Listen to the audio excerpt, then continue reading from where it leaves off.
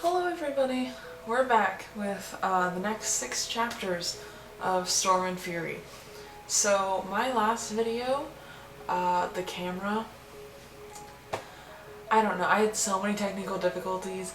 First of all, there was that sound, and I am sorry about that, but I didn't have any way that I can figure out to fix that.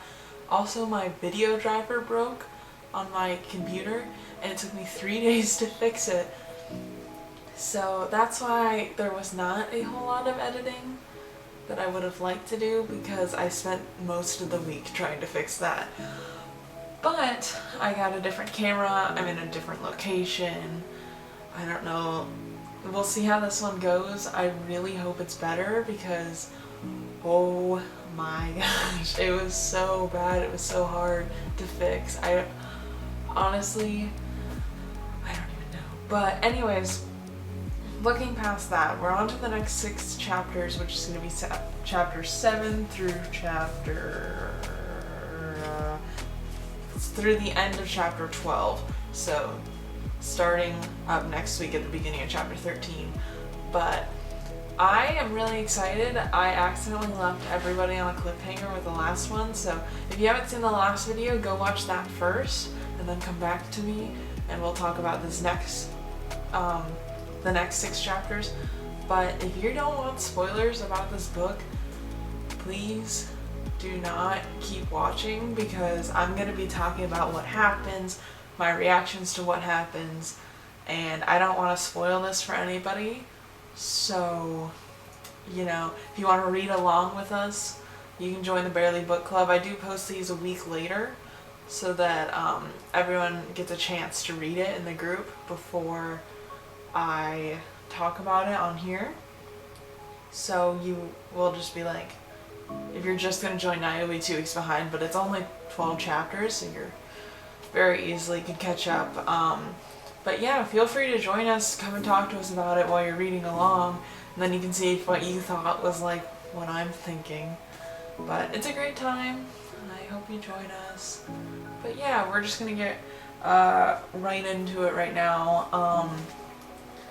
I left off with the last line saying a warden killed her mother, which, by the way, she talks way too much to this guy, spilling all her secrets to Zane. But I'm not gonna get heated about it, because I already got heated about it on Facebook. And if you're in the group, you know. But yeah, let's see what's happening. Let's get back to that sweet reading marathon. Or what is that called? Oh my gosh. Not marathon. Whatever. We're gonna fast forward this video so you don't have to sit here in real time for 3 hours watching me read. So, montage. Oh my gosh, reading montage. That's what I'm gonna do. Alright, well, see you when I actually get back to reading this.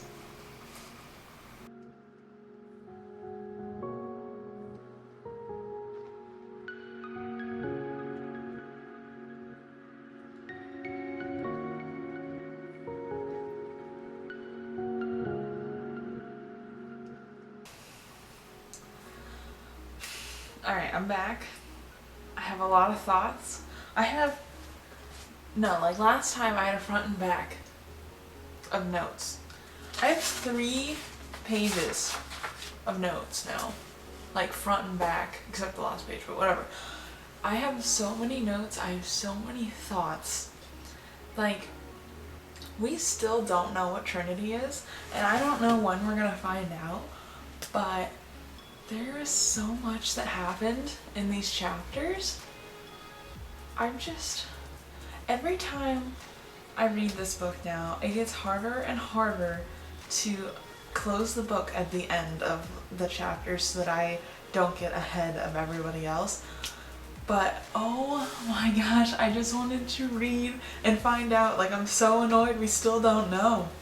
And like, I have so many thoughts on Trinity and the fact that she doesn't like keep her mouth shut. And I get that someone brought up in the group that, you know, she's kind of sheltered when you think about it, because she doesn't know any other humans and she's just around people that she trusts all the time, but like she is so trusting. Like it's so bad. But anyways, if you don't want to hear what happened in chapters 7 through 12, then again, pause, read, come back to me, because we're going to go through, we're going to summarize, we're going to talk about it. I'm going to be upset. Yeah. I have so many thoughts. I want to finish this book. I want to know what's going to happen, but I want to be on time with everybody else, and I don't want to finish it.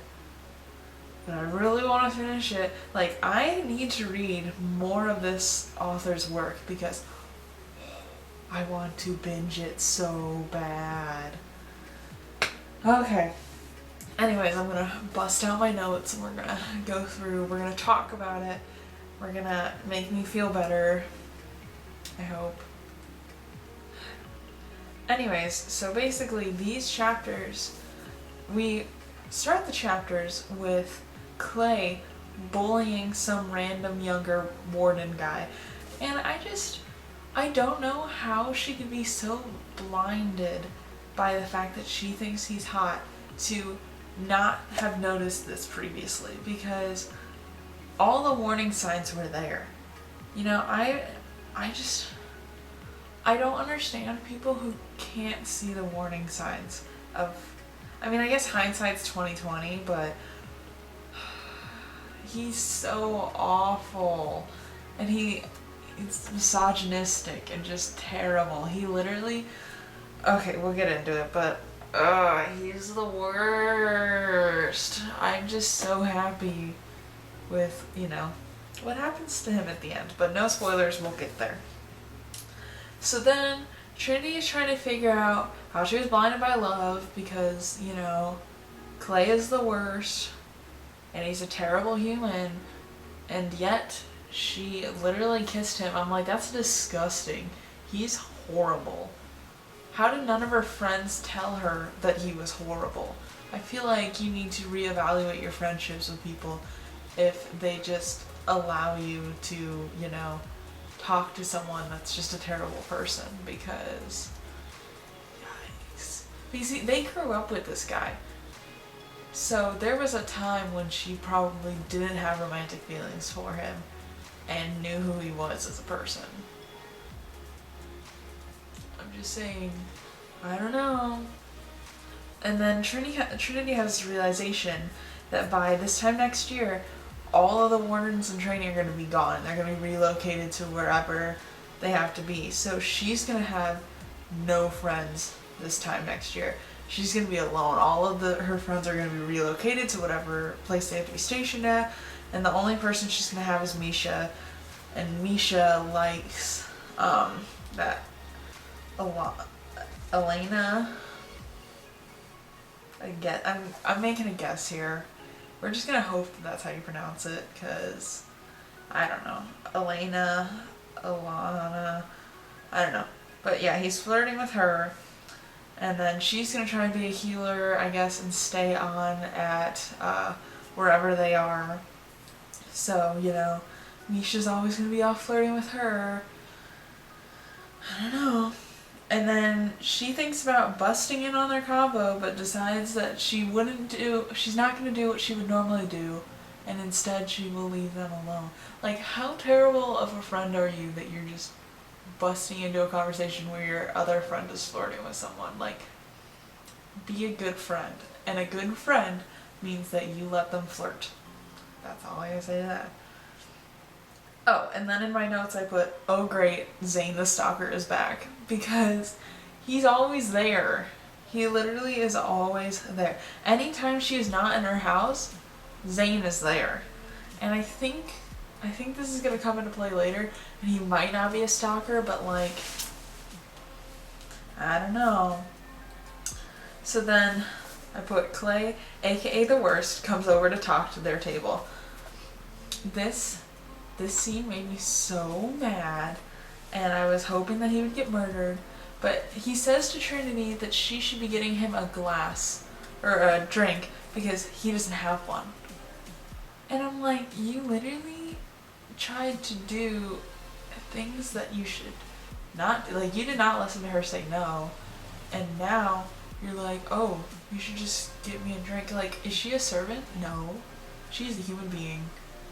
That is disgusting. Clay is the worst. I hate him. And then Clay says they should talk because she messed things up for him. Like, he does not understand that there are consequences to his actions. I hate him so much. Like, I know demons are bad, but I think Clay might be worse. That's not true, but he's so bad. He's just terrible. And then he low-key threatens her with the whole, what are you gonna do, kick me out of a window again? Like, yes she will, and she will let the whole place see it because she does not care, and she is perfectly fine with murder. And then, so then they talk about how he's not so great of a person, but apparently he's a really good warden and he's great in class. Like, I don't care if he's good in class. He's a horrible person. Like, do not feel sorry for the guy who is the attacker, you know? Like, he is not a victim here. He created his own issues. Do not feel sorry for him. He's awful. I just don't get it.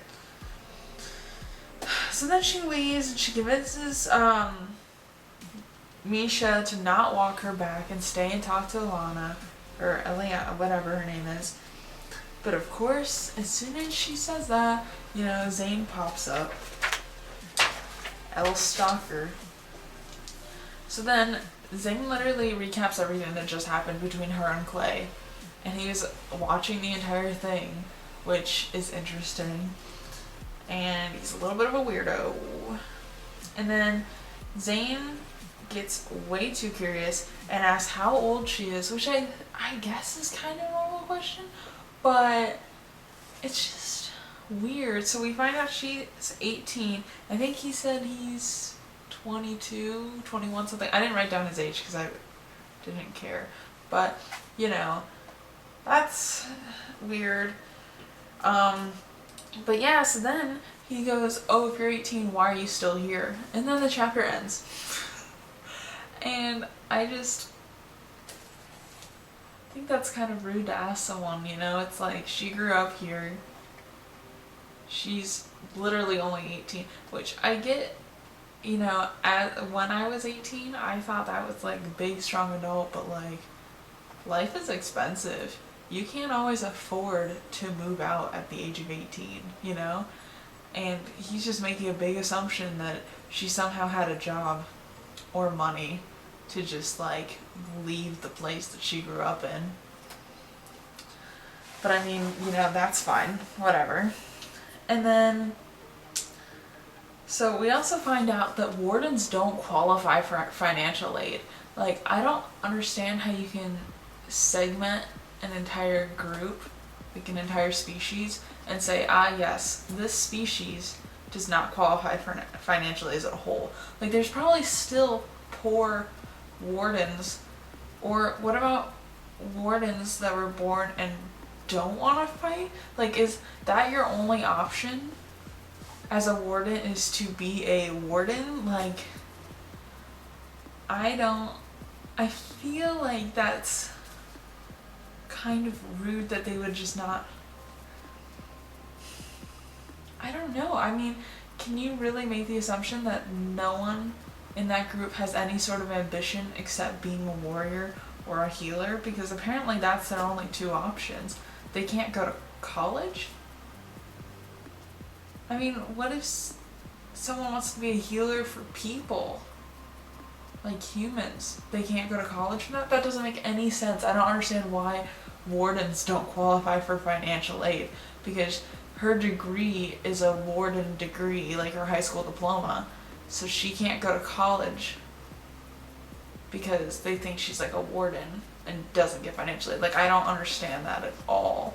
Like, you are making the assumption that every warden has enough extra funds to just, you know, send their kid to college if they want to go, or no warden goes to college. I don't understand that at all, but whatever, that's that's just a thing that's happening, I guess. I mean, realistically, how many people actually can get financial aid, to be real? Most of us have to take out loans to go to college. But I don't know. And then Zane asks, what happened to the warden who killed your mother? Like, that's kind of... I don't understand why he asks all these invasive questions all the time. Like, he really has no filter or no shame to just be like, so what happened? And I don't think you should be allowed to ask that, or, you know, you should not ask that of someone. Like, oh, you know, that serial killer that killed your parents? Yeah, what happened? Like, don't ask someone that. That's so messed up. But at least we found out that he died. We don't know how he died, but he died.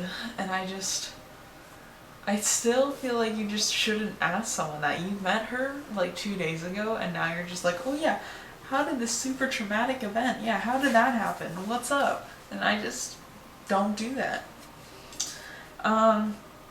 So then they go and they're gonna help this ghost move on. And Jada and Misha are there, and it's funny because I think they forgot that Jada was in this scene, because I don't really think we heard much about her. But I'm pretty sure she was in the scene. But yeah, so they go to help the ghost move on. And you, literally, before the ghost moves on, you can see exactly how they died. And this ghost, like, did not die in a pretty way. And you can see it with your eyeballs. It's gross. But, yeah. So, and we also find out that an interesting about Ghost is that the light, you know, that you're supposed to walk into, just follows them around. Like, it's not at a one spot location that they can travel to. No, it just, like, imagine you just have an orb or following you around all the time. Like, that's so annoying. And it's just super weird. But yeah, apparently that's how ghosts work here. And then they won't talk about the afterlife. Literally no one will say what happened or anything about it. They just won't talk about it. And I don't understand why she goes, oh, maybe it's part of that whole cosmic whatever. But I'm just like, tell us what's happening, what's it like there, I want to know. Let's talk about it. But they won't. It's great. And then, so we find out the ghost is killed by an upper level demon, aka the big baddies. So I don't know if we really talked about, you know, ghosts, because I guess the thing that we know is that upper level demons usually have lower level demons do all their bidding. So it seems odd that an upper level demon would just randomly attack a human being. And I don't really know what this signifies, but it's definitely a weird thing that it seems unprecedented. It seems like a big deal. And like, I feel like we just talk about it for a very brief moment in this book, but I think it seems like it would be a bigger deal than it actually is in the book, so I don't know. So we did find out, though, that demons look a lot like wardens, but demons don't have horns, but wardens do. Which, to me, is a little weird, because why do they look so similar? You know, I feel like if you have, okay, so you have basically two things that are made to fight each other constantly for like indefinitely, for the rest of the world's lifetime, all of it. Why they should not look similar? Because let's say a warden had its horns cut off by accident, you know, it got maimed, it got injured, or whatever. He could return home to go talk to other wardens and they could think he was a demon. Also, you know, I thought we already talked about that there's different levels of demons, so do just the upper level demons look like wardens? I don't get it. I feel like it's a weird thing for them to look similar. And then, you know, the wardens have human forms, and then I guess demons are supposed to be able to pass for humans sometimes so they can come topside, but I just don't understand okay, my other thing then is, do they not actually look like wardens, but they present themselves as wardens because they're just trying to blend in? I don't know. I thought that was a weird note for me. I think it's weird that they would look similar to wardens at all. I think that's kind of odd, but I'm kind of interested to see why, if there is an explanation. I think that's some sort of it's a weird world building circumstance that I'm kind of interested in as why the author would choose that. I feel like that's very odd for them to look anything alike. But hey everybody, so I'm cutting this video a little short. Obviously you can tell I don't have like my normal setup. I changed my outfit in the span of 3 seconds for you. But I realized while filming this video that I accidentally made it like 40 minutes, and I'm making an assumption that you guys do not want to watch a 40-minute video, so I'm gonna cut it short, and then I'm going to go ahead and put the next video up within like a couple days so you can watch the next video and not just sit through a 40-minute video of an analysis. But thank you all so much for watching. Sorry you're getting this post-video editing version of me. But if you want to join the book club, there will be a link down below. If you want to see my written book reviews, I'll also put a link down below to that. Thank you so much for watching. I hope you tune in for the next one. Bye!